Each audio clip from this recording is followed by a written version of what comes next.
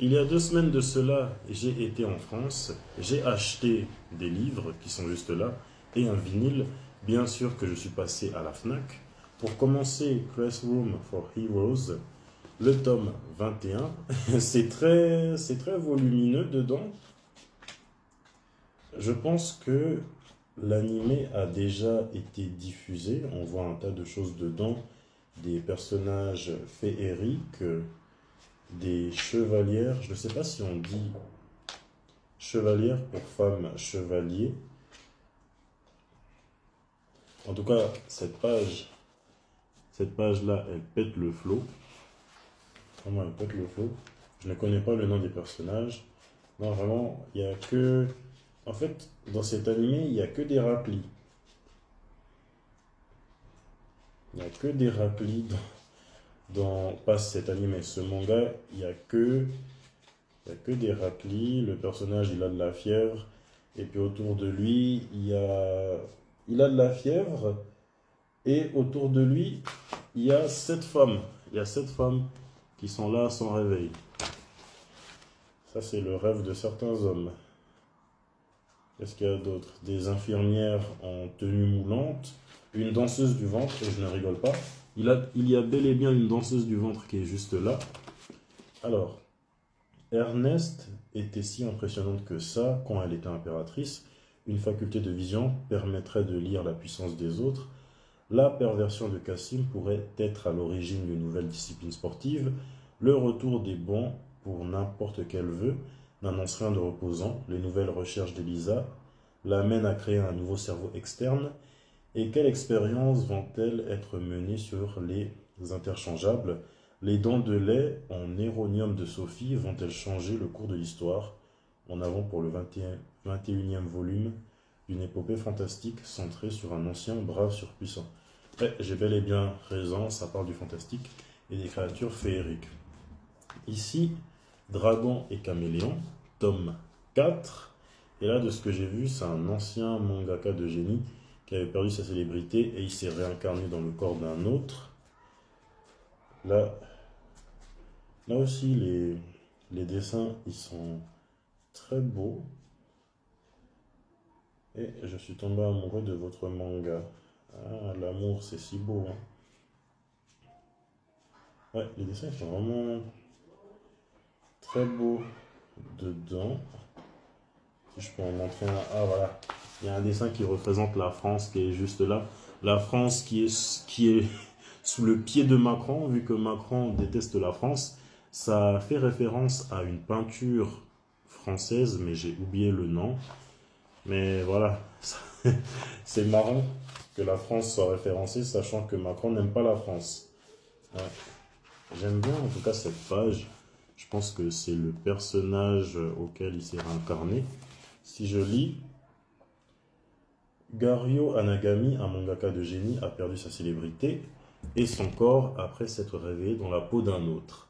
Afin de surpasser son propre chef-d'œuvre, vendu à plus de 200 millions d'exemplaires à travers le monde, et d'atteindre les sommets de l'industrie du manga, il lui faut recruter les meilleurs assistants possibles et créer une bonne émulation au sein de sa nouvelle équipe de choc. Son objectif, faire de sa nouvelle série un véritable phénomène de société. Dans ce 4e tome, Gario place ses pions pour remporter la bataille. Et en dernier, Goku Rakugai, tome 5. Je ne sais même pas de quoi ça parle, cependant, quand sur un manga ou un animé, il y a déjà Goku, sans que ce soit lié au personnage Goku, je sais que ça sera top.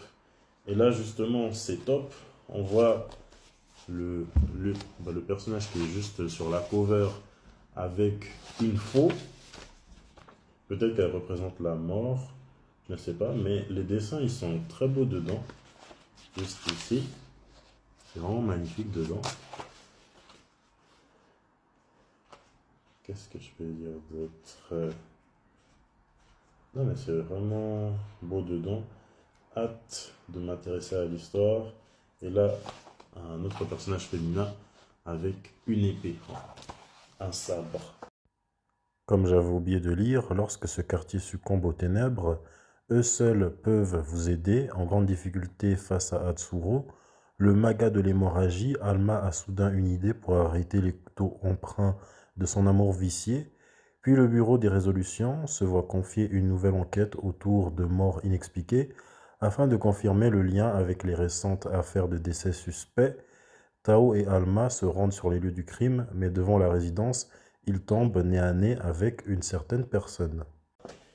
Là, ça je n'avais pas acheté à la Fnac, Super Picsou géant, le numéro, est-ce que le numéro 244, dingue hein. Shout out à mes Angolais parce que 244, c'est le numéro postal de l'Angola. Et ça, je l'avais acheté à un petit magasin. Et le titre, c'est Le compte est bon, cash. On pense toujours à l'argent. Pour faire un maximum de bif et de ralice. Et ce qui se passe dedans, on voit nos personnages aller dans une région enneigée. Et honnêtement, je ne sais pas ce qu'ils font dedans. Puis ça passe sur la perspective de Picsou.